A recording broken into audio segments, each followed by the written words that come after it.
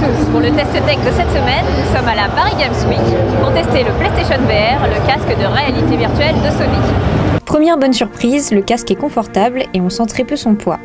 Son autre avantage par rapport aux autres, c'est son design futuriste avec des LED bleues élégantes. Aucune crainte qu'il ne s'adapte pas à votre tête, il est très paramétrable. On ne le voit pas ici car tout est caché dans une boîte, mais le nombre de câbles et de composants à ajouter pour installer le casque est impressionnant et au final pas très esthétique. Heureusement, au niveau de l'installation, le manuel de PlayStation est très clair et le tour est joué en moins de 10 minutes. Une fois le casque enfilé, on est isolé du monde et l'immersion est vraiment bluffante. On peut regarder à 360 degrés autour de soi et explorer un nouveau monde en 3D totalement virtuel. Il est difficile de se rendre compte des sensations totalement nouvelles ressenties sans l'essayer soi-même.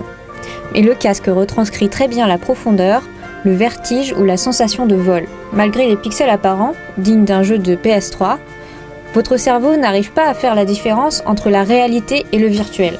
En bougeant très naturellement la main pour agripper une des manettes, on peut par exemple saisir un pistolet virtuel près de sa jambe et viser une cible en tendant le bras.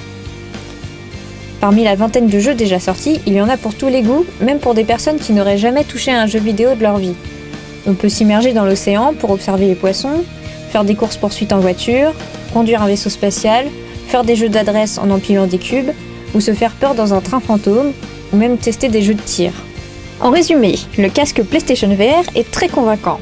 Même si sa définition est moins bonne que celle de ses concurrents, sa magie opère et il est vraiment immersif. En revanche, il faut le réserver pour de petites sessions de jeu, car jouer plus d'1 heure est vite fatigant. C'est donc un premier modèle très prometteur pour Sony.